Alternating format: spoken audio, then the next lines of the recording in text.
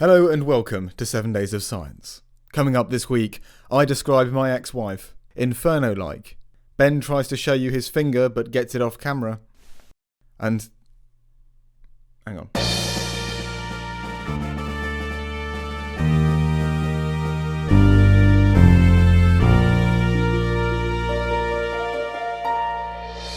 Starting off the news this week, NASA has released Juno's first image of Ganymede, the largest moon of Jupiter and also the largest moon in the whole solar system, as it passed by.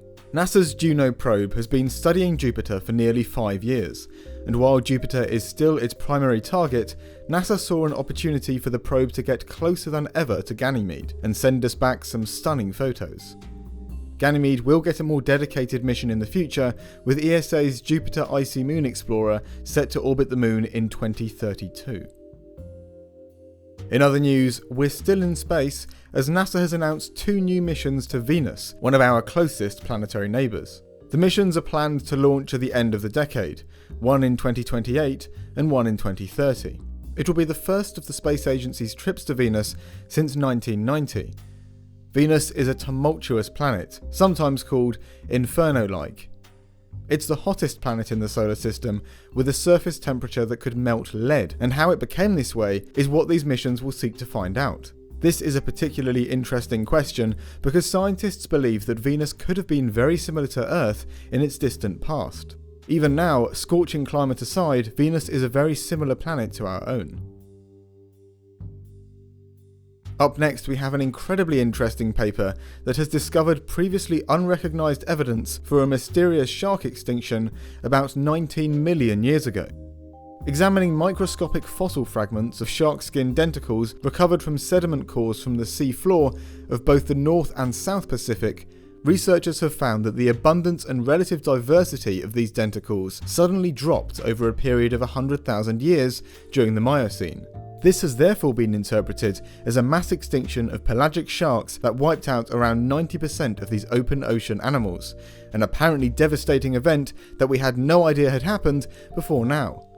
Furthermore, the sharks don't appear to have fully recovered from whatever this event was, with the lower abundance and diversity remaining the same until the modern day.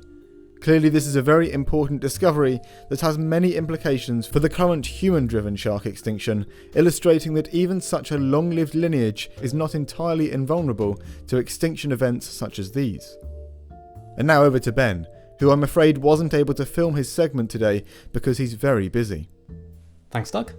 Also this week is some very exciting dinosaur news, as the biggest dinosaur to ever be found in Australia has just been revealed.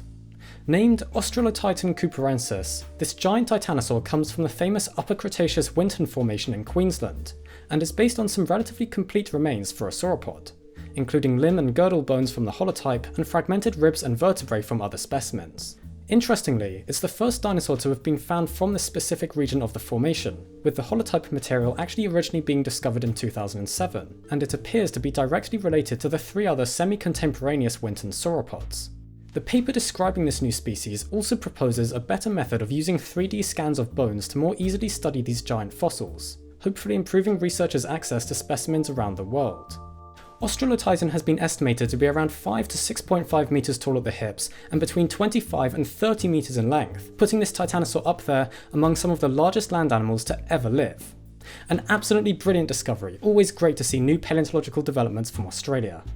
And finally for this week, there's been an interesting study looking at the bite force of juvenile T-Rex.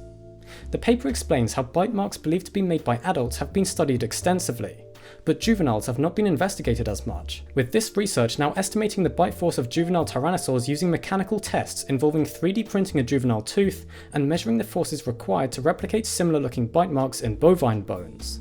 It was found that these young tyrannosaurs were capable of bite forces of over 5,640 newtons, which is actually slightly higher than previous estimates for juveniles, further illustrating the interesting implications for how these youngsters fed and the roles they played in these prehistoric ecosystems. Back to Doug in the studio. Thank you, Ben. Well, that's it for this week's 7 Days of Science. I do hope you enjoyed, and we'll see you next